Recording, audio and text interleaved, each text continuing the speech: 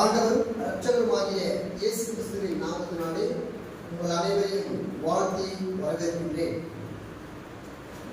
நம்முடைய தியானத்திற்கு ஆதாரமாக வாசித்த வேத பகுதியை நாம் திருப்பி வைத்துக் கொள்வோம். ரோமருக்கு எழுதின நிருபம் 5ஆம் அதிகாரம் வசனம் 12 இருந்து 21 உள்ள வசனங்களை நாம் திருப்பி வைத்துக் கொள்வோம். செய்தியை கூறுவதற்கு முன்பதாக நான் உங்ககிட்ட ஒரு கேள்வி கேட்க ஆசைப்படுறேன். எத்தனை பேர் இன்னைக்கு பாவம் செய்கிறது கையில் தூக்குங்க அப்படின்னு நான் சொல்ல மாட்டேன். ஆனா யோசிச்சு பாருங்க, நம்ம எத்தனை பேர் பாவம் செய்துட்டு நம்ம இங்க வந்து அமர்ந்திருக்கோம். என்னையும் சேர்த்துதான் நானும் அநேக பாவங்களை செய்திருக்க கூடும். பாஸ்டர் என்பதனால பாவம் செய்யாமல் இல்லை என்று சொல்லி யாரும் சொல்ல முடியாது. எல்லோருமே பாவம் செய்கின்றவர்களாக இருக்கிறோம்.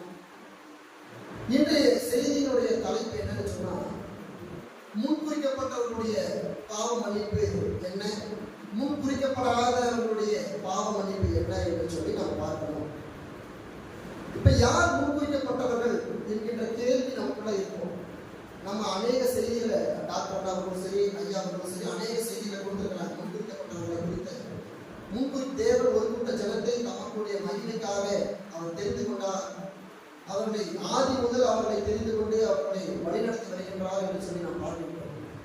இப்போ முன்குறிக்கப்பட்ட ஜனம் அப்படிங்கும் போது நாம் எல்லோருக்குள்ளேயும் எளிதாக புரிந்து கொள்கின்ற காரியம் என்னன்னு சொன்னா, கிறிஸ்துவை ஏற்றுக்கொள்கின்றவர்கள், கிறிஸ்துவ சபைக்கு வருகின்றவர்கள், கிறிஸ்துவர்கள் என்கின்ற பெயர்ல காணப்படுகிறவர்கள் எல்லோருமே முன்குறிக்கப்பட்டவர்கள் என்று சொல்லி நாம இருக்கிறோம். ஆனா உண்மையாக முன்குறிக்கப்பட்ட ஜனம் யாரு அப்படின்னு சொன்னா, ஆண்டவருடைய வார்த்தையின் பிரகாரமாக அவருக்கு மிகுந்த பயபக்தியோடு அவருடைய வார்த்தைக்கு இணங்கி நடக்கின்றவர்கள் தான் முன்குறிக்கப்பட்ட ஜனம் என்பதற்கு வேறானவர்களிலிருந்து அதுக்கு பொருத்தமான பதிலை நாம் பார்க்கின்றோம். அப்போ இங்க நம்ம வாசித்த வேத பகுதியில் பார்க்கிறோம், ஒரு மனுஷனால பாவமோ அந்த பாவத்தின் விளைவாக மரணமோ, மரணத்தின் விளைவாக மனுக்குலம் அழிந்து போகின்றதை பார்க்கிறோம். அப்போ அதற்கு தீர்வாக ஒரு மனுஷனால பாவம் எப்படி உண்டானதோ அதே போல ஒரே ஒருத்தருடைய பரிசுத்தத்தினால எல்லோரும் பரிசுத்தமாக்கப்படுகிறோம் என்று சொல்லி வேதத்தில் வாசிக்கிறோம். இப்போ நம்ம வேதத்துல இருந்து 2 உதாரணங்களை பார்க்கிறோம். ஒன்று, இயேசு கிறிஸ்துவினுடைய உடன் சீசராய் இருந்த 2 சீசர்கள் ஆண்டவருக்கு விரோதமாக மிகப்பெரிய குற்றங்களை செய்தார்கள். யாராரு? யோவான், மற்றவர்களும் அநேக சமயத்தில் சில தவறுகளை செய்தார்கள். ஆனா பெரும் குற்றம் என்று பார்க்கிறது யாராலும் யூதாஸ் காரியத்தும் பேரும். இந்த யூதாஸ் காரியத்துக்கும் பேருக்கும் ஒப்புமை வைக்கிறோம். இதுல யார் மிகப்பெரிய பாவம் செய்தார்கள் என்று சொன்னாங்க? யார் சொல்லுவீங்க? பேரும் என்று சொல்லி சிலர் சொல்றீங்க, யூதாஸ் காரியம் என்று சொல்லி சிலர் சொல்கிறீர்கள். உண்மையாகவே மிகப்பெரிய பாவம் அப்படின்னு சொல்வது நம்ம எங்க வெளிப்படுத்துறோம்னு சொன்னா, ஒருவனுடைய செயல்பாடுகளில் இருந்து வருகின்றதுதான் மிகப்பெரிய பாவமாக எண்ணப்படுகிறது. இப்போ ஒருத்தன் கொலை செய்தவன் ஒருத்தன் இருக்கிறான், கொலை செய்வதற்காக திட்டம் தீட்டிக் கொண்டு இருக்கின்ற ஒருத்தர் இருக்கிறான். 2 பேரையும் இருக்கிறாங்க. இதுல யார் மிகப்பெரிய குற்றவாளி என்று சொன்னாங்க? யாரா சொல்லுவீங்க? கொலை செய்தவன் ஒருத்தர் இருக்கிறான், அடுத்து கொலை செய்ய போறதுக்கு தயாரான நிலையில ஒருத்தர் இருக்கிறான். 2 பேர்ல யார் மிகப்பெரிய குற்றவாளி? 2 பேர் குற்றவாளி. ஏன் அப்படின்னு சொன்னா, நம்ம ஏற்கனவே பார்க்கலாம், நமக்குள்ள யாருடைய ஆவியானவர் இருக்குது? தேவனுடைய ஆவியானவர் இருக்கின்றார். தேவனுடைய ஆவியானவருடைய தன்மை என்னன்னா, ஏற்கனவே சொன்னேன், மனுஷன் பாவம் செய்வோன்னு ஆண்டவருக்கு தெரியும். ஏன் மனுஷனை ஆண்டவர் படைக்கணும்? அவனை படைக்காமலே நிறுத்துக்கலாம்.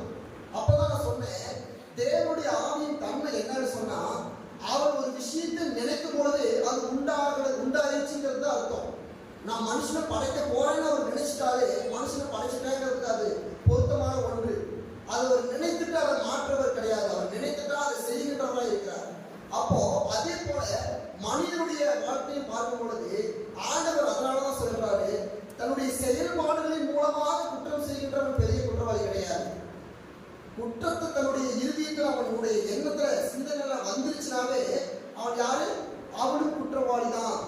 ஆனா இப்ப இருக்கின்ற சமுதாயத்துல நாம பாவத்தை செய்கின்றவர்களை மிகப்பெரிய பாவிகளாக பார்க்கின்றோம். ஆனா சிந்தனை மூலமாக இருதயத்தில் இருக்கின்ற பாவங்களை நாம் என்ன செய்வதில்லை, அதை பாவமாக பார்ப்பது கிடையாது. ஒருத்தர் தவறு செய்கின்றதுனால அவன் மிகப்பெரிய பாவியாக பார்க்கின்ற நாம நம்முடைய வாழ்க்கையில் நாம் எத்தனையோ தவறுகளை செய்வதற்கு நம்முடைய சிந்தனை வெளிவந்திருக்கும். அதையெல்லாம் என்ன செய்வது கிடையாது, பொருட்படுத்துவது கிடையாது.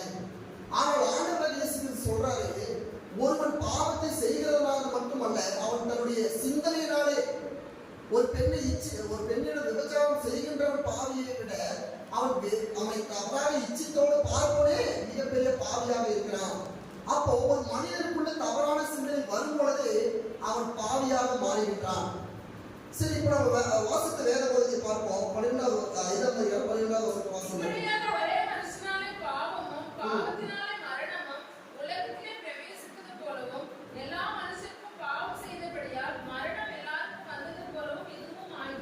இப்படியாக ஒரே மனுஷனாலே பாவமும் பாவத்தினாலே மரணமும் உலகத்தில் பிரவேசித்தது போலவும். நம்ம இந்த பாவத்தினுடைய பின்னணியை தெரிஞ்சுக்கணும் அப்படின்னு சொன்னா நம்ம எங்க போகணும், வேதாகமத்தினுடைய தொடக்கத்தில் போகணும். ஆதியாகம புஸ்தகத்தில் போகணும்.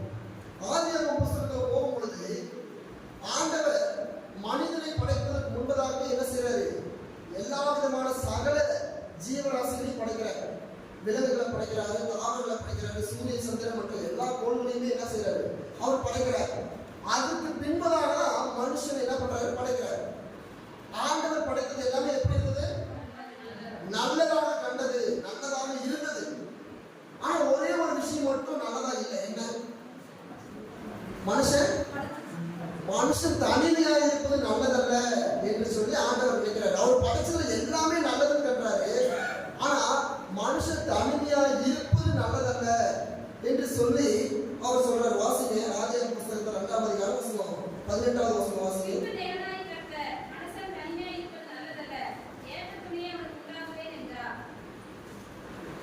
அது 1வது அதிகாரம் 32வது வசனம் வாசிங்க. அப்பொழுது தேவன் நாம் உண்டாக்கின எல்லாவற்றையும் பார்த்தார், அது மிகவும் நன்றாக இருந்தது. சாயங்காலம் விடிய காலம் ஆகிய 6ஆம் நாள். நீங்க பாருங்க, தேவன் படைத்தது எல்லாவற்றையும் தேவன் பார்க்கிறாரு. எல்லாமே பார்ப்பதற்கு நன்றதாகும். நான் ஏற்கனவே கடந்த நாட்களில் சொன்னது போல தேவன் எல்லாவற்றையும் முழுமையாக படைக்கிறார். எந்த குறையும் இல்லாமல் படைக்கிறார். பழுதற்றதாக, மாசற்றதாக அவர் எல்லாவற்றையும் நன்மைக்கான காரியமாக படைக்கிறார். அவர் படைப்புல எந்த ஒரு குற்றமும் வராதபடி படைக்கிறார். கடைசியாக மனிதனுடைய தனிமை நல்லதில்லை, மனிதனுடைய தனிமை நல்லதில்லைன்னு சொல்லி தெரிஞ்சு ஆண்டவர் என்ன படைக்கிறாரு, ஏற்ற துணையை படைக்கின்றார்.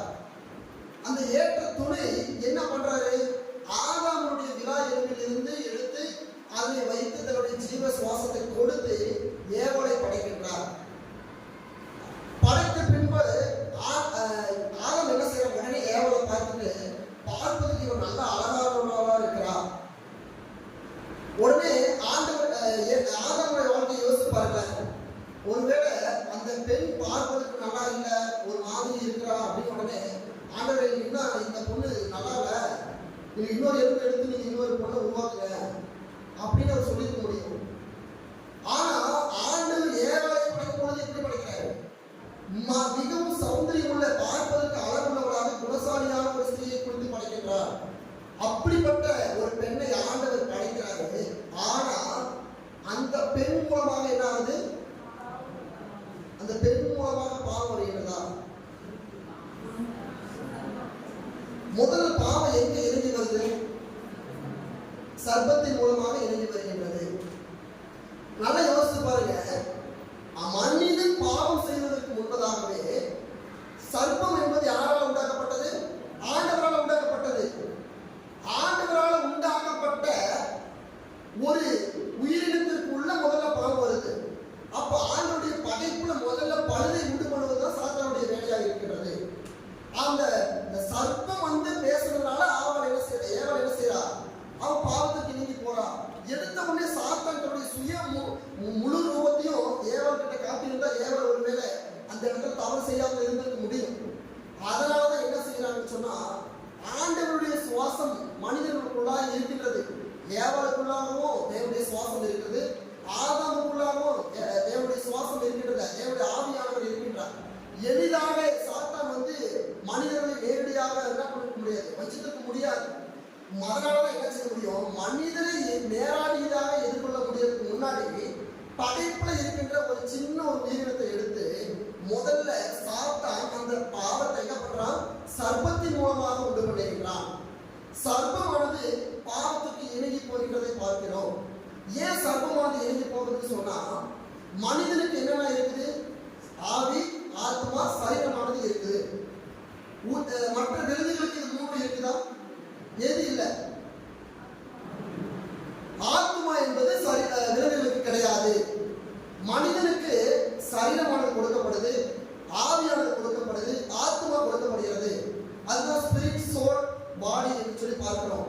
இதுல ஸ்பிரிட்ங்கிறது தேவனுடைய ஆவி நமக்குள்ள இருக்குது.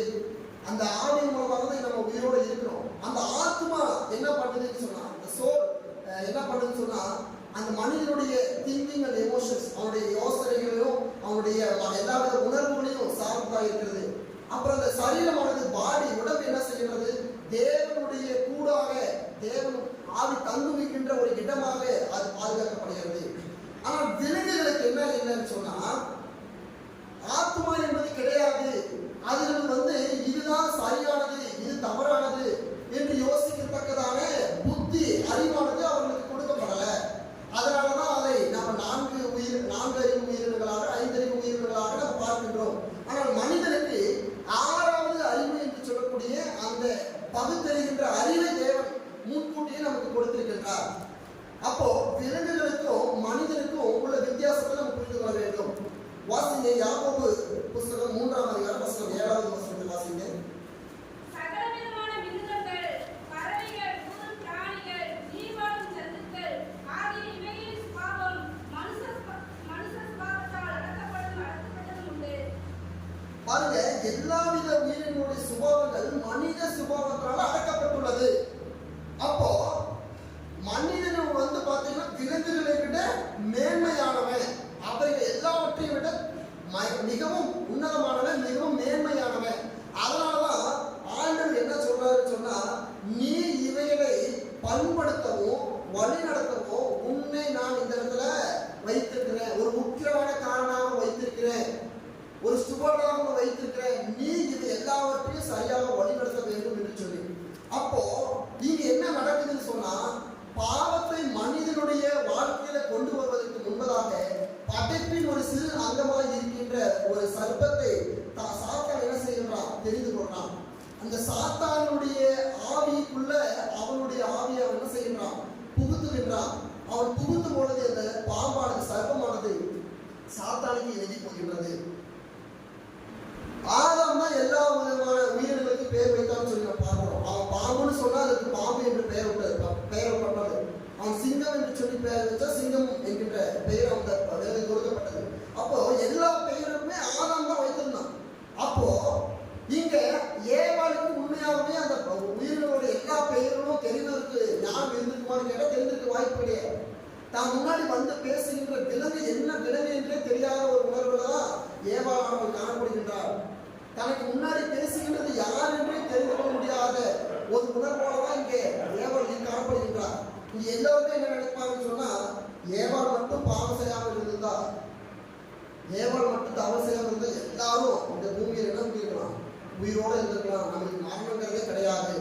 அட்லீஸ்ட் ஏவாள் பழத்தை அவன் மட்டும் சாப்பிட்டு அவன் கணவருக்கு கொடுக்காம இருந்தா அட்லீஸ்ட் ஆண்களாச்சும் உயிரோட இருக்கலாம் அப்படின்னு ஒரு உணர்வு இருக்கின்றது. ஆனா நன்கு புரிந்து கொள்ளுங்க, இங்க ஏவாளுடைய பாவம், ஏவாள் செய்த தவறு எங்க இருக்குதுன்னு சொன்னா அவருடைய அறியாமையினால காணப்படுகின்றது. ஒருவேளை அவன் ஏன் ஏவாளை தெரிந்து கொள்றான்னு சொன்னா, ஆதாம் பார்த்தீங்கன்னா முதற்துவமாக தேவனால் உண்டாக்கப்பட்டு அவன் தேவனோடு இணைந்திருக்கிறான். அதற்கு பின்பதாக தன்னுடைய விழா எலும்பின் மூலமாக உண்டாக்கப்பட்டவள் ஏவாளாக இருக்கின்றார். அந்த சர்ப்பம் ஏவாளை கொண்டு பல்முடியும் நினைச்சதுனாலதான் அந்த பாவம் ஏவாள் மூலமாக வந்தது.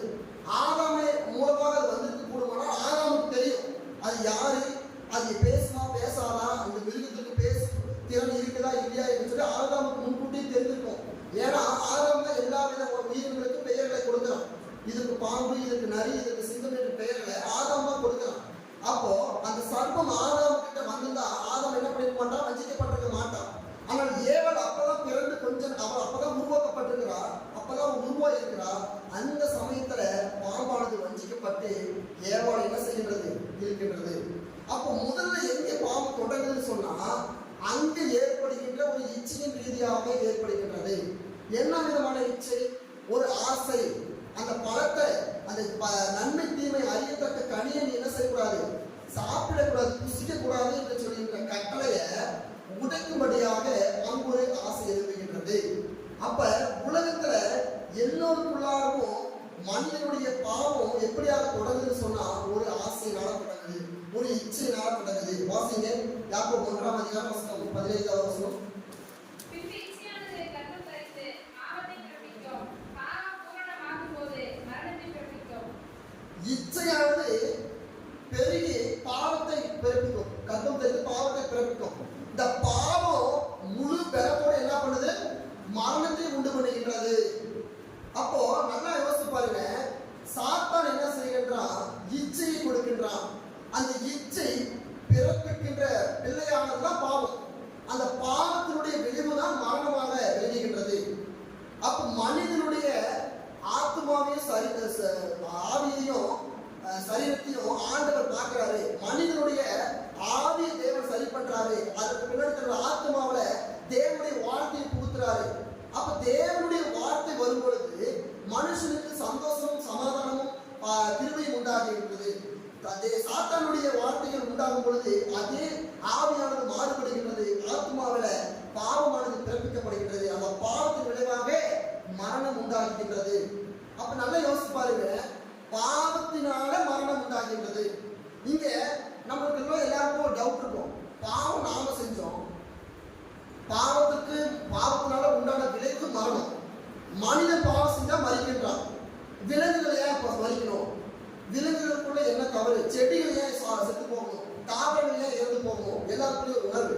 அப்போ இங்க என்ன புரிஞ்சுக்கணும்னு சொன்னா, மனிதனால உண்டான பாவம் மனிதனை மட்டும் என்ன பண்ணல, பாவத்தினாலும் அந்த பாவத்தின் விளைவாக மரணத்தை பிறப்பிக்கல. உலகம் முழுக்க, இந்த பூமி முழுக்க பாவத்தை அது பிறப்பிக்கின்றது. அப்போ இது ஒரு நோய் தொற்று போலதான். பாவம் மனுஷன் மூலமாக வெளிப்பட்டாலும், சர்ப்பத்தின் மூலமாக வெளிப்பட்டு மனிதனுக்கு வந்தாலும் கூட அது முழுமையாக எல்லாருக்குள்ளும் பரவிய வாழ்கின்றதா இருந்தது. அப்ப இந்த பூமி முழுக்க பாவமான ஒரு பூமியாக, சபிக்கப்பட்ட ஒரு பூமியாக மாறி போனது. இந்த மண் சபிக்கப்பட்ட மண்ணாக மாறி போனது. இந்த பூமியானது முழுமையாக பாவத்தால் மாறி போனது. அதனாலதான் ஆண்டவர் சொல்றாரு, நீ இனிமே என்ன செய்ய மாட்ட, உனக்கு நான் எளிமையா கொடுத்தது எல்லாவற்றையும் என்ன பண்ண முடியாது, நீ எளிமையா பெற்றுக்கொள்ள முடியாது. மனிதன் வேலையே செய்ய வேண்டாங்கிற ஒரு கட்டளையில் இருந்தாங்க. ஏன்னா அவனுக்கு வேண்டிய எல்லாவித பழங்களும் காய்கறிகளும் தானியங்களும் அதுவாக உழைத்து வரும் என்ற ஒரு நிலைப்பாட்டில் இருந்தது. அதற்கு பின்னாடி உன்னுடைய சரீர பலத்தினால, உன்னுடைய கை வேலையினால நீ என்ன செய்யணும், எல்லாவற்றையும் அறுவடை செய்து நீ போஷிக்க வேண்டும். இதற்கு பின்னாடி ஒரு நோக்கம் இருக்குது. வாசிங்க ஆதியாகமம் 3:7 வாசிங்க. அப்பொழுது அவர்கள் இருவருடைய கண்களும் திறக்கப்பட்டது. அவர்கள் தங்கள் நிர்வாணிகள் என்று அறிந்து அத்தி இலைகளை தைத்து தங்களுக்கு அரைக்கச்சைகளை உண்டு பண்ணினார்கள். அவர்கள் என்ன செய்யறாங்க? அத்தி இலைகளை தரித்து தங்களுடைய சரீரத்திற்கு இடைக்கச்சைகளை, சரீரத்தை மறைப்பதற்காக அவர்கள் ஆடையை உண்டு பண்ணினார்கள். இந்த அத்தி இலைகளை யாராவது பார்த்துருக்கீங்களா? அத்திமர இலைகளை பார்த்துருக்கலாம். அது எப்படி இருக்குன்னு சொன்னா நம்முடைய கை விரல்களை போல இருக்கும். அந்த அத்தி இலைகள் நம்முடைய கை விரல்களை போல இருக்கும். ஒவ்வொன்றாக இருக்கும். நினைச்சு பாருங்க, ஆண்டவர் எல்லா விதமான மரங்களையும் உண்டு பண்ணாரு. ஏதேன் தோட்டத்தில் இல்லாத மரங்களே கிடையாது. ஆதாமும் ஏவாளும் பாவம் செய்து பாவ கண்கள் திறக்கப்பட்ட உடனே தாங்கள் நிர்வாணிகளாக இருக்கிறார்கள் என்று சொல்லி அவர்களுக்கு பாவ கண்ணானது காண்பிக்கப்பட்டது. நல்ல யோசனை உள்ளவர்கள் நம்ம என்ன செஞ்சிருப்போம்? நம்ம பார்த்தீங்கன்னா அத்தி இலை என்பது சின்ன ஒரு கை விரல்களை போல ஒரு இலை தான். அதை விட பெரிய இலை என்னது? வாழை மரத்தோட இலை இருக்குது. இன்னும் பெரிய பெரிய இலைகள்லாம் இருக்குது. அவர்கள் நினைத்திருந்தா வாழை மரத்து இலையெல்லவா எடுத்து அவங்க பெரிய உடம்பு மறைக்கிறதுக்கு ஒரு பெரிய இலையெல்லவா எடுத்து அவங்க தைச்சு உடம்பு மறைச்சிருக்கணும். ஏன் அவர்கள் அந்த அத்திமர இலையை தெரிந்து கொண்டார்கள்? அந்த அத்திமர இலையே அவர்கள் அது ஒவ்வொரு நாளும் எடுத்து கோர்த்து அது ஒரு ட்ரெஸ்ஸா மாத்துறதுக்கு ஒரு வாழை மரத்தை ஒரு இலையை எடுத்துருந்தா அவங்க முழுமையாக தங்களை மூடி கொண்டிருக்க முடியும். ஏன் அவங்க செய்யல? இது எதை வெளிப்படுத்துன்னு சொன்னா, அந்த அத்திமரத்து இலை தன்னுடைய மனிதனுடைய கையில் ஒப்பாக இருக்கின்ற இலை முதல்ல தன்னுடைய சுய பலத்தை நம்புகின்றவனாய் மாறுவதற்கு அது அடையாளப்படுத்துகின்றது. தன்னுடைய சுய பலத்தை உண்டு பண்ணுகின்றான் மனிதன் முதல்ல. ஏன்னா இதுக்கு முன்னாடி வரைக்கும் அவன் தேவனை சார்ந்தவனாய் இருந்தான். தேவன் மூலமாய் கொடுப்பதை பெற்றுக் கொள்கின்றவனாய் இருந்தான். தேவன் சொல்வதை செய்கின்றவனாய் இருந்தான். தேவன் கட்டளையிடுகின்றதை அதை நிறைவேற்றுகின்றவனாய் இருந்தான். தன்னுடைய பாவக்கண் துறக்கப்படும் பொழுது அவன் தன்னுடைய சுய புத்தி மேல சாய்கின்றவனாய் இருந்தான். அதனாலதான் நீதிமொழிகள் 3ஆம் அதிகாரத்தில் வாசிக்கிறோம், நீங்கள் உங்கள் சுய புத்தியின் மேல் சாயாமல் முழு இதயத்தோடு நீங்கள் போகிற வழியெல்லாம் தேவனை நினைத்துக் கொள்ளுங்கள், நீங்கள் உங்கள் சுய புத்தியின் மேல சாயாதீங்கன்னு சொன்னார். ஆனா இங்க மனிதன் முதல்ல பாவத்தின் தன்மையினால வசப்படும் பொழுது அவன் முதலாக தன்னுடைய சுய புத்தி மேல சாய்கின்றவனாய் இருந்தான். அதனாலதான் அத்திமறை இலைகளை அவன் எடுத்து தன்னுடைய உடம்பை மறைக்கின்றவனாய் காணப்பட்டான். இப்போ நீங்க வாசிக்கும் பொழுது நம்ம தெரிந்து கொள்ளும் பொழுது இப்போ பாவம் மனிதனுக்குள்ளாகவும் வந்துருச்சு, விலங்குகளுக்குள்ளாகவும் வந்துருச்சு, எல்லா விதமான பூமிக்குள்ளாகவும் அது வந்துருச்சு. நம்ம வாசிக்கும் பொழுது இந்த ஆத்மா மனிதனுக்குள்ளாக எப்படி செயல்படுகின்றது, விலங்குகளுக்குள்ளாக எப்படி செயல்படுகின்றது என்பதை நம்ம வாசிக்கிறோம். பிரசங்கி 3ஆம் அதிகாரம் வசனம் 11 வாசிங்க. அவர் சகலத்தையும் அதினதின் காலத்திலே நேர்த்தியாக செய்திருக்கிறார், உலகத்தையும் அவர்கள் உள்ளத்திலே வைத்திருக்கிறார். ஆதலால் தேவன் ஆதி முதல் அன்னம் மட்டும் செய்து வரும் கிரியை மனுஷன் கண்டுபிடியான். தேவன் சகலத்தையும் நேர்த்தியாக அதினதின் காலத்திலே செய்திருக்கின்றார், உலகத்தையும் அவர்களுடைய உள்ளத்தில் வைத்திருக்கின்றார். நீங்க நம்ம பார்க்க வேண்டிய காரியம் என்னன்னு சொன்னா, இந்த நம்ம தமிழ் வேதாகமானது ஆங்கில வேதாகமத்துக்கு நேரடியாக மொழிபெயர்க்கப்பட்ட ஒரு வேதாகம் என்பதனால இங்க உலகத்தையும் அவர் உள்ளத்திலே வைத்திருக்கிறார். இந்த உலகம் என்கிற வார்த்தை ஆங்கில வேதாகமத்திலையும் தமிழ் வேதாகமத்திலையும் தான் உலகத்தை உள்ளத்தில் வைத்திருக்கிறார் என்று போடப்பட்டிருக்கின்றது. மூல மொழியினுடைய எபிரேய பதத்தில் இருக்கிற வேதாகமோ அதனுடைய தொடர்ச்சியாக வந்த சைனீஸ் வேதாகமோ கொரியன் வேதாகமத்தெல்லாம் நீங்க பார்க்கும் பொழுது அங்க நித்தியத்தை அவர் உள்ளத்திலே வைத்திருக்கிறார். நித்தியத்தை இட்டர்னல் லைஃப் அவர் உலகத்துல வச்சிருக்கிறாருன்னு சொல்லி தான் போடப்பட்டிருக்கு. அப்போ இங்க உலகம் நமக்கு கொடுக்கப்பட்டது, அங்கே நித்தியம் என்கின்ற ஒரு பதத்தை நாம் பார்க்கின்றோம். அப்போ மனிதர்களுக்குள்ளாக அந்த நித்தியமானதை தேவன் உண்டு பண்ணி வைத்திருக்கின்றார். ஆனால் விலங்குகளுக்குள்ளாக அந்த நித்தியத்தை உண்டு பண்ணல. அவர்களுக்கு வெறும் ஆவியும் சரீரம் மட்டும்தான் விலங்குகளுக்கு கொடுக்கப்பட்டிருக்கிறது. ஆனா மனிதர்களாகிய நமக்கு ஆவி, ஆத்மா, சரீரம் என்று 3 கொடுக்கப்பட்டிருக்கிறது. அந்த ஆத்மா என்பது நித்தியத்தின் வெளிப்பாடாக இருக்கின்றது. அந்த நித்தியத்தை தேவன் நமக்குள்ளாக வைத்திருக்கின்றார். அப்போ இங்க மனிதன் பாவம் செய்து பாவத்தை பிறப்பிக்கின்றவனாய் உண்டு பண்ணிட்டாங்க. இப்போ ஒரு மனிதர்கள் தான் 2 பேர் செய்த பாவம் தான், 2 பேர் இணைந்து பாவம் செய்தாங்க. அதற்கு பின்னாடி வந்த எல்லா கூட்டமும் என்ன செய்கிறது, பாவத்தினால அப்படியே சரிந்து போகின்ற கூட்டமாக மாறிவிட்டது. இப்போ முழுக்க என்ன ஆரம்பித்தது, மனுகுலம் முழுக்க பாவத்தினால மாற ஆரம்பித்தது. அதே போல விலங்குகளும் அதே போலதான் பாவத்தினால பிறப்பிக்கப்பட்டு பாவத்தினால அதை வாழ்ந்து போகும். ஒருவேளை விலங்குகள் மனிதனுடைய பாவம் விலங்குகள் சாராமல் இருந்தால் விலங்குகள் எல்லாம் உயிரோட இருந்திருக்கும், தாவரங்கள் செடிகள் எல்லாம் உயிரோட காணப்பட்டிருக்கும். ஆனா மனிதனுடைய பாவம் அவனை மாத்திரம் அல்லாமல் முழு உலகத்தையும் அது வஞ்சிக்கின்ற ஒரு சாபமான பூமியாக அது மாற்றி போடப்பட்டது. அப்போ இப்பொழுது மனுகுலம் முழுக்க என்ன ஆரம்பிச்சிருக்குதுன்னு சொன்னா பாவத்தினால மூடப்பட்டுச்சு. இப்போ பாவத்தினால விடுபடணும், இந்த பாவத்தை அப்புறப்படுத்தணும் அப்படின்னு சொல்லும் பொழுதுதான் இதை யாரால சரிப்படுத்த முடியுங்கிற ஒரு கேள்வி நமக்குள்ளாக வருகிறது. இப்போ பாவத்தை சரி செய்ய யாரால முடியும் அப்படிங்கும் போது நீங்க ஒருவனால பாவமோ அவனால எல்லாரும் பாவம் செய்யப்பட்டது. அதனால அதே போல அதே மெத்தடால ஒருவரால பரிசுத்தமோ அவரால முழுக்க பரிசுத்தமும் உண்டாகணும். அப்ப யாரால முடியும் அப்படிங்கும்போது அதே ஆதாரம் என்ன பண்ண முடியாது, உருவெடுத்து வந்து பாவத்தை சரி செய்ய முடியாது. அவனுடைய பாவத்தை அவனே மறுபடியும் திருப்பி வந்து தன்னுடைய பூர்வகாலத்தில் போய் சரி செய்ய முடியாது. ஏவாள் தன்னுடைய பூர்வகாலத்துல போய் ஆண்டவர் சரி செய்ய வைக்க முடியாது. அப்போ இதை செய்கின்றவர் யாரால முடியும்னா தேவனால முடியும். அப்போ தேவன் உண்டு பண்ண உலகம் சரியில்லை அப்படின்னு சொன்னா அந்த உலகத்தை மாற்றுவதற்கு தேவனால மட்டும்தான் கூடும். அப்பதான் என்ன செய்யறாரு, தேவன் தன்னையே தான் வார்த்தையாக வெளிப்பட்ட தன்னையே மனித ரூபமாக மாற்றார். அவர்களை போலவே மாறி உலகத்துக்குள்ள அவதாரத்தை கொடுக்கின்றார். அப்ப உலகத்துக்குள்ள மனிதனாக வருகின்றவர் என்ன செய்யறாரு, பாவ மனுக்குலத்தை மீட்டெடுக்க வேண்டும். அதற்கு என்ன செய்யணும்? மனிதன் தன்னை பாவி என்பதை புரிந்து கொள்ளணும். மனிதனுக்கு பாவத்தினுடைய தன்மைகளை மனிதன் புரிந்து கொள்ளணும்.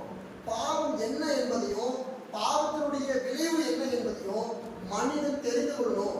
அவன் பாவத்தை குறித்த விழிப்புணர்வு அவனுக்குள்ள வந்துச்சுன்னா அவன் பாவத்தை என்ன செய்ய மாட்டான்? செய்ய மாட்டான். அதனாலதான் ஆண்டவர் ஆதியில் என்ன செய்தார்னா நியாயப்பிரமாணத்தை கொடுத்தார். நீங்கள் பாவத்தை தெரிந்து கொள்வதற்கு, பாவத்தை கண்டறிவதற்கு உங்களுக்கு நியாயப்பிரமாணம் கொடுக்கப்பட்டது. ஆனா கொடுக்கப்பட்ட நியாயப்பிரமாணத்தையும் அப்ப மனிதன் என்ன செய்ய ஆரம்பித்துட்டான்னு சொன்னா மற்றவருடைய பாவத்தை தீர்மானிப்பதற்கு மட்டுமே அதை ஒரு கருவியாக பயன்படுத்தினானே அன்றி தங்களுடைய பாவத்தை உணராமலும் தங்களுடைய பாவத்திலிருந்து விடுபடவும் அந்த நியாயப்பிரமாணத்தை அவர்கள் பயன்படுத்தல. அது ஒரு கருவியாக, ஒரு தேராக பயன்படுத்தினார்கள். நீ இந்த தப்பு செய்துட்ட, நியாயப்பிரமாணத்தின்படி உனக்கு இந்த தண்டனை. நீ இந்த தப்பு செய்துட்ட, அதனால நியாயப்பிரமாணத்தின்படி உனக்கு இவ்வளவு தான் தண்டனை, உனக்கு இந்த தண்டனை சொல்லி மற்றவர்களுடைய பாவங்களை தண்டிப்பதற்காக மட்டுமே இந்த நியாயப்பிரமாணத்தை அவர்கள் பயன்படுத்தினார்கள். தங்களுடைய பாவங்களை அவர்கள் எண்ணாமல் விட்டுட்டார்கள். அப்போ ஆண்டவருடைய வருகையானது முழுக்க முழுக்க எதை சார்ந்தது என்று சொன்னா ஒவ்வொரு மனுஷனும் அவனுடைய பாவத்தை கண்டறிய வேண்டும். ஒவ்வொரு மனுஷனும் நாங்கள் எவ்வளவு பாவியா இருக்கிறோம், பாவத்தினுடைய விளைவாக நம்ம எவ்வளவு மோசமான காரியங்களை செய்து கொண்டிருக்கிறோம், நம்ம எவ்வளவு அக்கிரமங்களை செய்து கொள்றோம், இதுக்கு எல்லாம் என்ன தண்டனை கிடைக்க போகுதுங்கிற ஒரு அச்சம் வரணும். அவன் பாவத்தினுடைய விலையை தெரிந்து கொள்ளணும். அது விளைவாக வருகின்ற எல்லாவித காரியத்தையும் தெரிந்து கொள்வதற்காக தான் ஆண்டவராக இயேசு கிறிஸ்து இந்த பூமிக்குள்ளாக வருகின்றார். அதனாலதான் அவருடைய புத்தகத்துல பாவத்தை குறித்து அவர் மிகவும் தெளிவாக சொல்கின்றார். அதற்கு முன்னாடி தேவனுடைய வருகைக்காக இருந்த வருகையை ஆயத்தம் பண்ண இருந்த யோவான் ஸ்நானகரும் அதே தான் சொன்னார். மனம் திரும்புங்கள், நீங்கள் மனம் திரும்பும் பொழுது பரலோக ராஜ்யம் உங்களுக்கு சமீபமாக இருக்கும். நீங்கள் எல்லையடிக்கப்பட்ட கல்லறை கோப்பாக இருக்கின்றீர்கள், மனம் திரும்புங்கள் வெயில் பாவமுடிகளே என்று சொல்லி வனாந்திரத்தில் இருந்து கூக்குரலை இட்டார். அப்போ மனம் திரும்ப வேண்டும் என்பதற்காக தான் ஆண்டவர் நமக்குள்ளாக வருகின்றார். ஆனா இங்க அநேகர் எப்படிப்பட்டவர்களாக இருக்கிறோம் சொன்னா மனம் திரும்புகின்ற ஒரு உணர்வையே பெற்றுக்கொள்ளாதவர்களாக காணப்படுறோம். நாம் ஏன் மனம் திரும்பணும்? நாம என்ன குழப்பத்தை செஞ்சிட்டோம், நம்ம என்ன பாவம் செஞ்சிட்டோம் அப்படிங்கிற ஒரு நிலைப்பாட்டோட இருக்கோம். எனக்கு அன்பான கிறிஸ்துவ சகோதர சகோதரிகளே, ஒரு மனுஷன் ஒரு பெரிய தவறை வெளிப்படுத்தினால்தான் அவன் பாவி அப்படிங்கிற ஒரு நிலைப்பாடு கிடையாது. உங்களுக்குள்ள ஒரு சின்ன ஒரு பாவமான எண்ணம் வந்துட்டாலே நீங்களும் பாவிகள் தான். மிகப்பெரிய பாவங்களை செய்கின்றவர்கள் தான் நீங்களும். அப்போ பாவத்துல மேன்மையா பெரிய பாவம் சின்ன பாவம், பெரிய பாவி சின்ன பாவி என்கின்ற தன்மை கிடையாது. ஒரு டிராப் ஆனாலும் அது விஷம் தான். ஒரு பாட்டில் ஃபுல்லா இருந்தாலும் விஷம் தான். அப்போ ஒரு டிராப் விஷயம் எனக்குள்ள இருக்குது. ஆனால் நான் இவ்வளவுதானே செஞ்சேன், இதெல்லாம் ஒரு தப்பா, நான் இதைதானே செஞ்சேன், இது ஒரு தப்பா என்று சொல்லி நம்மை நாமே தீர்மானித்துக் கொள்கின்றோம். நம்மை நாமே நாம் நியாயம் விசாரித்துக் கொள்கின்றோம். நம்மை நியாயப்படுத்திக் கொள்றோம். மற்றவங்க எவ்வளவு பெரிய தவறுகள் செய்யறாங்க, நான் என்ன அந்த மாதிரி தவறு செய்யறேன், நான் ஏதோ இது மாதிரி தான் செய்யறேன்னு சொல்லி நம்மளுடைய பாவங்களை நாமே மூடி மறைக்கின்றவர்களாக காணப்படுகின்றோம். அப்ப நம்முடைய பாவங்களை நாம் மூடி மறைக்கும் பொழுது நாம் என்ன செய்கின்றோம்? மனம் திரும்புதல் என்கின்ற ஒரு வழிக்கு நம்ம வருவது கிடையாது. நாம் ஏன் மனம் திரும்பணும்? நான் கொலை செஞ்சுட்டேனா, நான் திருடிட்டேனா, இல்லை நான் மற்றவர்களுடைய காரியங்களை நான் அபகரித்து கொண்டேன்னா, நான் மற்றவர்களுக்கு எதிராக பொய் சரி சொன்னான்னு சொல்லி பாவத்தை நம்ம ரெண்டு விதமாக பிரிக்கிறோம். ஒன்று மிகப்பெரிய பாவம் என்று சொல்லி நமக்கு நாமே ஒரு செட்டில்டான ஒரு பட்டியலை வச்சுட்டு இருக்கோம். இது எல்லாம் மிகப்பெரிய பாவம். மீதெல்லாம் சின்ன சின்ன குட்டி குட்டி பாவங்கள் நம்ம நினைச்சிட்டு இருக்கோம். இது செஞ்சாதான் பாவம், இது ஒண்ணுமே கிடையாது, இதெல்லாம் ஆண்டவர் எண்ண மாட்டாரு, இது ஆண்டோடைய பார்வையில் ஒண்ணும் இல்லைன்னு சொல்லி பாவங்களையே நம்ம ரெண்டாக வேறு பிரித்து தேவன் நம்முடைய பாவங்களை இவ்விதமாக தான் தீர்ப்பார் என்கின்ற ஒரு உணர்வுக்குள்ளாக இருக்கின்றோம். எனக்குள்ள கிறிஸ்துவ பிரியமானவர்களே, பாவம் எதுவாக இருந்தாலும் அது பாவம் தான். நீங்கள் மனது அளவுல ஒருத்தருக்கு வஞ்சனையாக ஒரு காரியத்தை நினைத்தாலே அது மிகப்பெரிய குற்றம். கொலை செய்வதை காட்டிலும் மனதின் அளவுல நினைப்பது மிகப்பெரிய குற்றம். வேதம் அதுதான் சொல்லுது. அப்போ நம்முடைய வாழ்க்கையில நம்ம இஷ்டமானதை செய்யலாம், பிடித்தமானதை செய்யலாம்.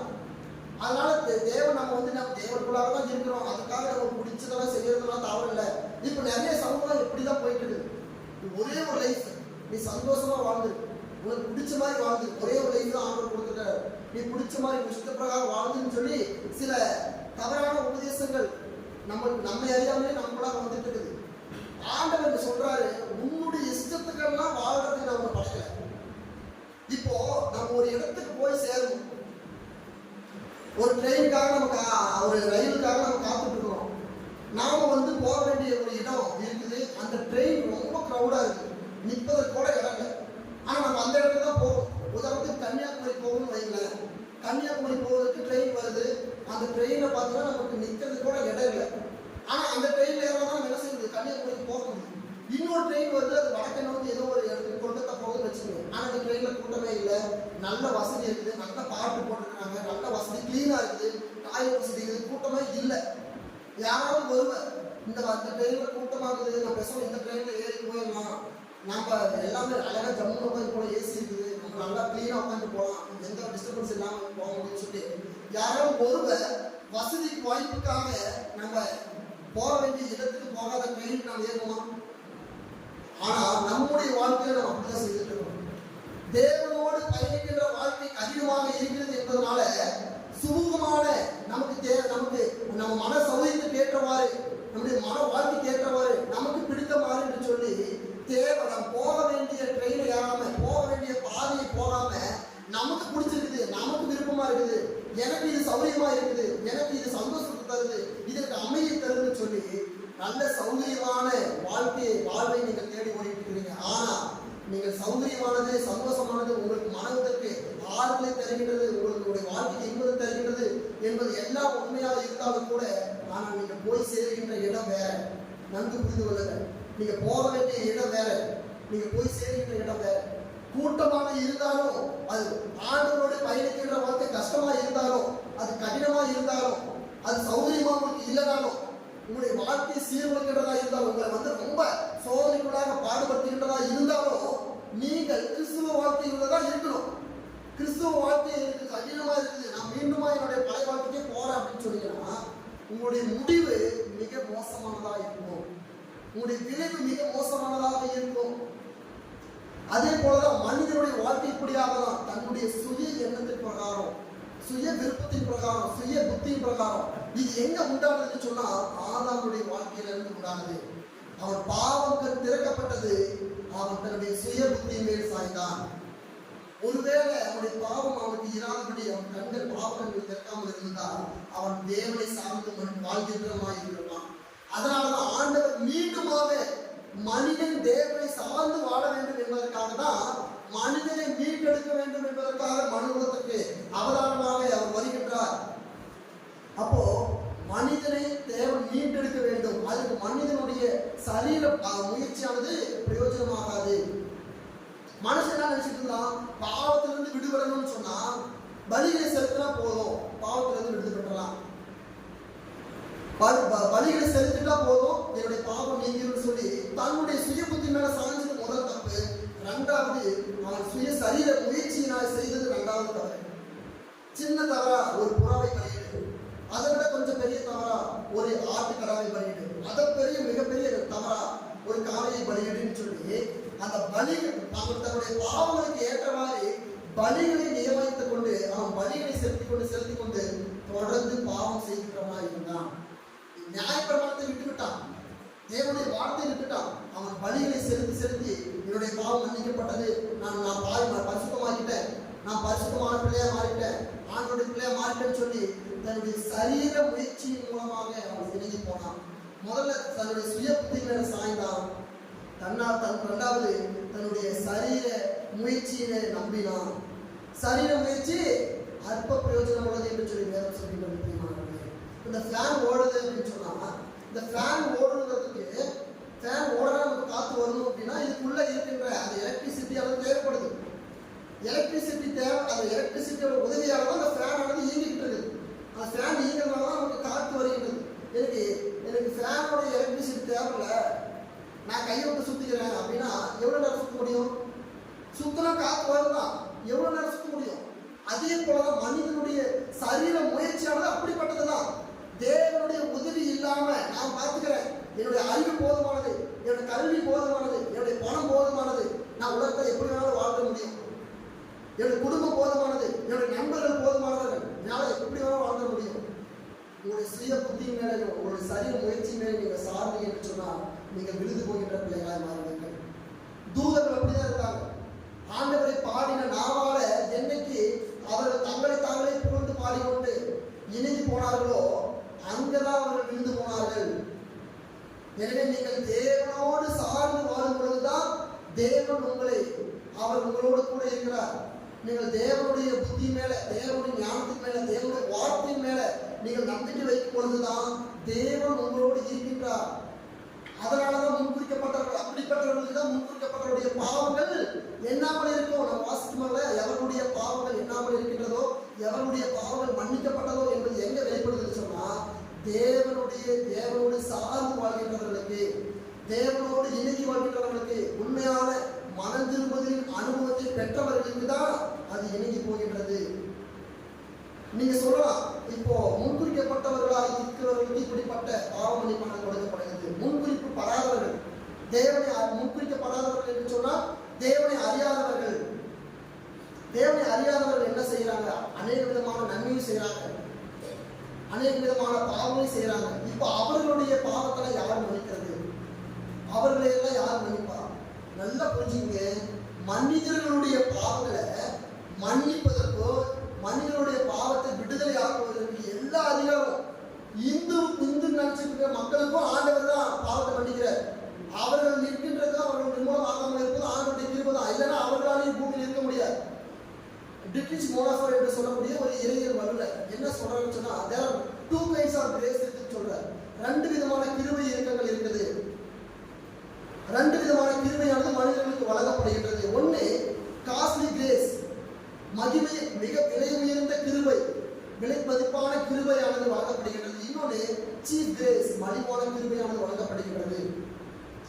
இப்போ நமக்கு ஆண்டவரால் தெரிந்து கொள்ளப்பட்ட பிள்ளைகளுக்கு, ஆண்டவரால் முன்குறிக்கப்பட்ட பிள்ளைகளுக்கு வழங்கப்படுகின்ற கிருபையும் பாவ மன்னிப்புமானது விலை உயர்ந்த மகிமையின் கிருபை, அது விலை மதிப்பானது. ஆனால் ஆண்டவரை அறியாத ஜனங்களுக்கு ஆண்டவர் மூலமாக அருளப்படுகின்ற கிருபை அது மலிவான கிருபையாகின்றது. அது சீப் கிரேஸ் என்று சொல்லக்கூடிய மலிவான கிருபை. ஏன்னா அவர்களும் பூமியில் இருக்கும் பொழுது அவர்கள் ஆண்டவரை தூசிக்கலாம், அவர்கள் ஆண்டவருக்கு விரோதமாக பல விதமான காரியங்களை செய்யலாம். ஆனாலும் ஆண்டவர் அவர்களையும் நேசிக்கிறார். அதனாலதான் அவர்களுக்கு மலிவான கிருபையை கொடுக்கின்றார். நான் ஏற்கனவே சொன்னது போல நெல்லுக்கு இறங்கிலே வாய்க்கால் வழியோடி புல்லுக்கு அங்கே பொசியுமா. நெல்லுக்காக இறக்கப்பட்ட தண்ணியானது அங்கங்க இருக்கின்ற சின்ன சின்ன புல்லுகளுக்கு என்ன பண்ணுதான், அது போய் சேருகின்றது. அதுகள் போசிப்பதற்கும் அது வழிவகுக்கின்றது. அதே போலதான் ஆண்டவர் முன்குறிக்கப்பட்ட ஜனங்களுடைய பாவங்களை மன்னிக்கின்றவராய் இருக்கிறார்.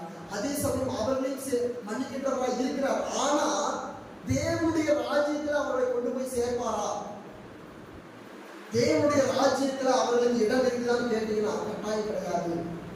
தேவனை ஆண்டவராய் இயேசு கிறிஸ்துவை அறியாதவர்களுக்கு பாவ மன்னிப்பு வழங்கப்படும். ஆனால் அவர்கள் தேவனுடைய மகிமையின் ஆசீர்வாதமான ராஜ்யத்துக்குள்ள சேர்க்கப்பட மாட்டார்கள். ஏன்னா அவர்கள் தேவனுடைய அறிவை அறியாதவர்களாக இருக்கிறார்கள். அவர்கள் இந்த பூமியில வேணா வாழ்வதற்கு தேவன் அனுகிரகம் பாராட்டலாம், ஆனால் ராஜ்யத்துல கொண்டு போய் சேர்ப்பதற்கு அவர் அனுகிரகம் பாராட்டுவாரான்னு தெரியாது. அதுதான் ஆண்டவர் சொல்றாரு, இந்த மந்தையில் உள்ள ஆடுகளை அன்றி எனக்கு வேறு சில ஆடுகளும் உண்டு, அவைகளை நான் அறிந்திருக்கிறேன். வாசிங்க யோவான் 10:16 வாசிங்க.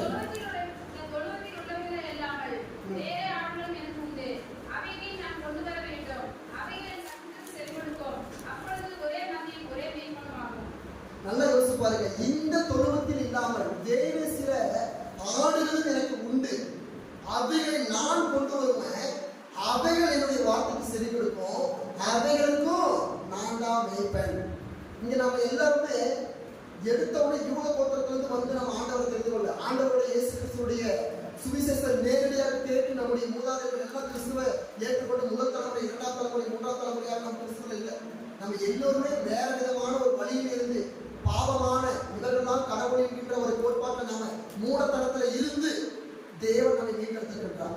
நம்ம தான் அந்த வேறு சில ஆடுகள், நம்ம தான் அந்த வேறு சில ஆடுகள். ஏன்னா நம்முடைய மூதாதையர்கள், நம்முடைய அப்பா அம்மா, நம்முடைய மூதாதையர்கள் எல்லாருமே பாவிகள். அப்பா ஒரு பாவமான ஒரு சாபமான வாழ்க்கையில் இருந்தார்கள். எல்லோருமே தவறான ஒரு வழிமுறையில் இருந்தார்கள், தவறான கோட்பாட்டுக்குள்ளாக இருந்தார்கள். அவர்களிடமிருந்து தேவன் நம்ம தான் என்ன செஞ்சிருக்கிறாரு, கொண்டு வந்திருக்கிறார். அதே போல முன்குறிக்கப்பட்ட ஜனங்கள் என்பவர்கள் எல்லா மதத்துக்குள்ளாகவும் காணப்படுறாங்க.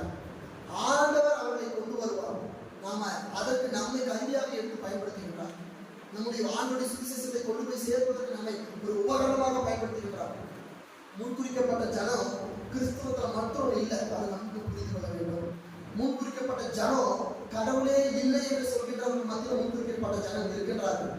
ஆனால் அவர்கள் எல்லாவற்றையும் தேவன் கொண்டு வருவார் நம் மூலமாக. அதற்கு நாம எப்படிப்பட்டவர்களா இருக்கோம்? இப்படிப்பட்டவர்களா இருந்தோம் அப்படின்னா கட்டாயம் ஒருவரும் கிறிஸ்துவ ஏற்றுக்கொள்ள மாட்டாங்க. ஏன்னா நீங்க சொன்ன நம்ப மாட்டீங்க, நம்ம எல்லாருமே ஜெபம் பண்றோம். ஆண்டவரே, இந்தியாவில் கிறிஸ்துவத்துக்கு எதிராக நிறைய வன்கொடுமைகள் நடக்குறாங்க, கிறிஸ்துவ சபையில அடிச்சு ஒடுக்குறாங்க, ஊழியர்கள் அடிக்கிறாங்க, கிறிஸ்துவத்தை ஏற்றுக்கொள்கின்றவர்கள் அடிக்கிறாங்க. நம்ம இதெல்லாமே நம்ம சொல்றோம், உண்மைதான்.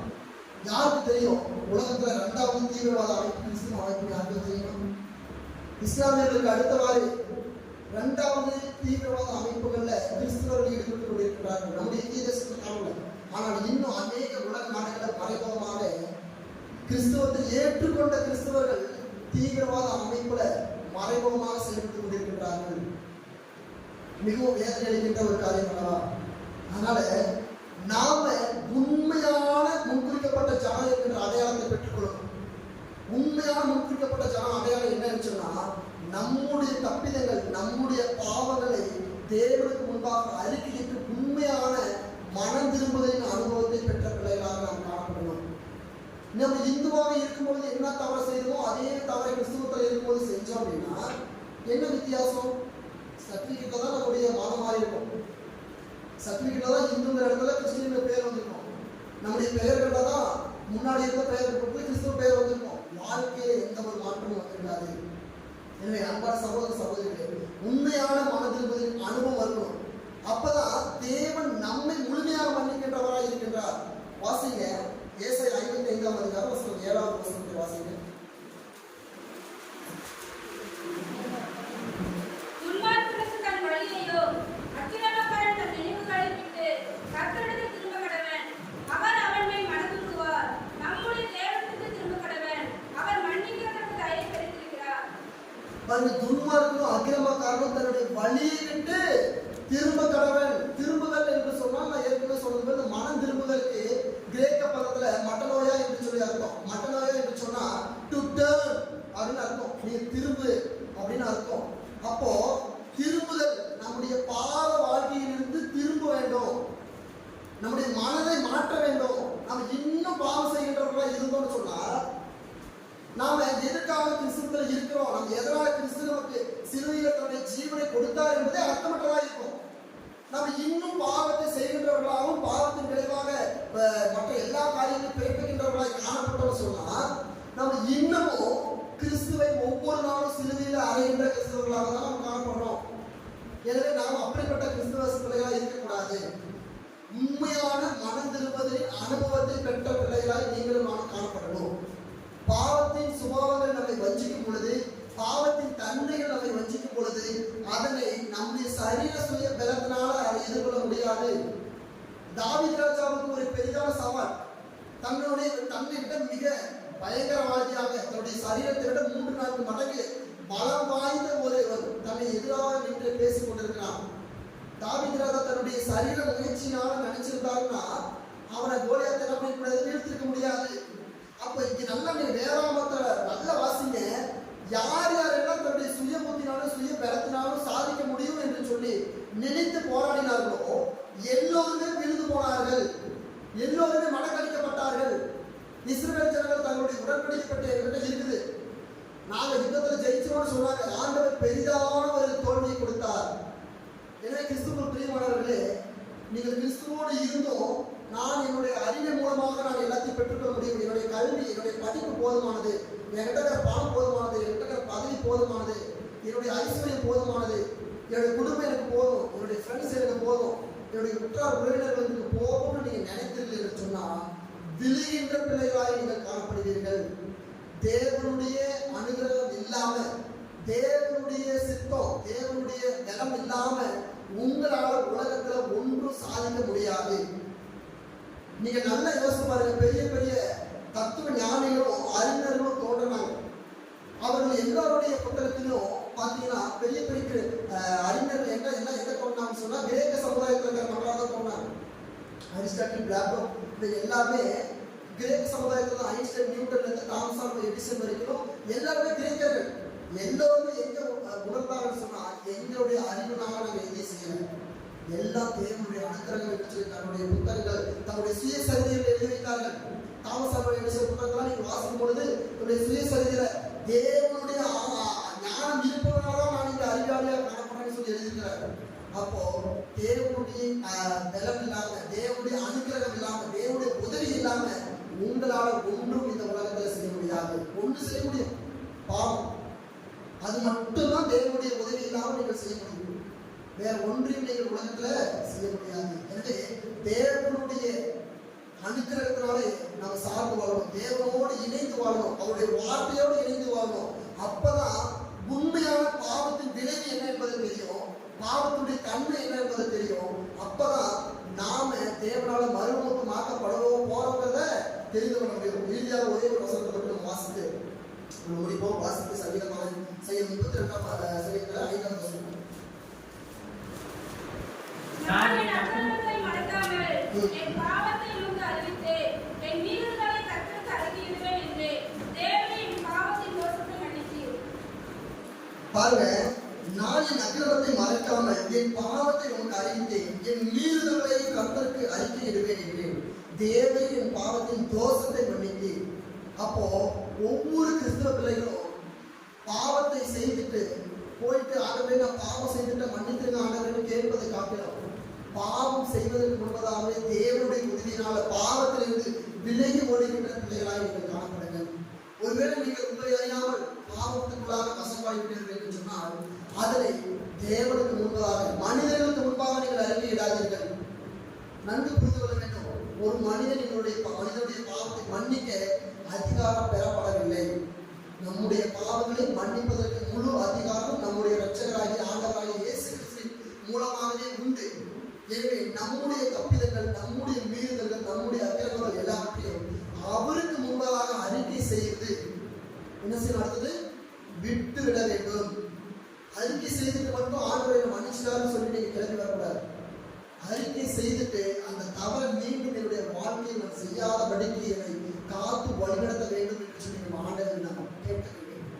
உண்மையாக நாம் நம்முடைய பாவங்களை, நம்முடைய தப்பிதங்களை ஆண்டவருக்கு முன்பதாக அறிக்கை செய்து விட்டுவிடும் பொழுதுதான் என்ன வசனம் சொல்கின்றது, நம்முடைய பாவத்தின் தோஷத்தை மன்னிக்கிறார்.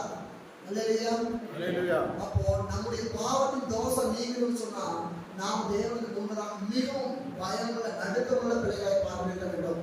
நீங்க ஒரு வாட்டி தேவனுக்கு பயந்துட்டீங்கன்னாவே பாவத்துக்கு விலை ஓடுகிறீங்க. பாவத்துக்கு விலை ஓடும் பொழுது பாவத்திலிருந்து நாம் என்ன செய்யணும், பாவத்தை செய்கின்ற வாய்ப்பே நமக்கு வராது. யோசிப்பு தன்னுடைய பாவத்தை பார்த்துட்டான், விலகி ஓடணும். ஏன்னு சொன்னா அதுக்கு முன்னாடி வரைக்கும் அவன் தேவனை சார்ந்து தேவனுக்கு பயபக்தியை நடுங்கி நடந்தான். கிறிஸ்துவ பிரியமான சகோதர சகோதரிகளே, நாம தேவனுக்கு பயப்படும் பொழுது பாவத்திலிருந்து நம்ம விலகி ஓடுவோம், பாவம் நம்மை விட்டு விலகி ஓடுகிறது. உண்மையாகவே அதுதான் உண்மையாக மனதிருப்பதின் அனுபவம். நமக்குள்ளாக பாவம் ஏற்கனவே நம்முடைய பிறப்பின் அடிப்படையாக இருக்கின்றது. ஆதாம் ஏவாள் செய்த பாவம் அதற்கு பின்னாடி வருகின்ற அவருடைய தலைமுறையாகி நம்மையும் அது பாதிக்கின்றது. நம்முடைய பிறப்பின் அடிப்படையாகவே நம்முடைய பாவம் நம்முடைய சுபாவத்தில் இருக்கின்றது. இருந்த போதிலும் நம்முடைய பாவங்களை நமக்கு மன்னிக்கின்றவர் நம்முடைய ஆண்டவர் இயேசு கிறிஸ்து நம்ம கூட இருக்கின்றார். எனவே நம்முடைய தப்பிதங்களை தேவனுக்கு முன்பாக அறிக்கை செய்து விட்டுவிடுவது நமக்கு நலமான காரியம். இதனால் எப்படி இருக்கிறவர்களுக்கு தான் உண்மையாகவே தேவன் ரட்சிப்பை வழங்குகின்றார். இவர்களால் உண்மையாக முன்குறிக்கப்பட்ட ஜனங்களாக இருக்கின்றார்கள். எனவே தேவன் தாமே இந்த வார்த்தைகளை ஆசீர்வதிப்பாராக.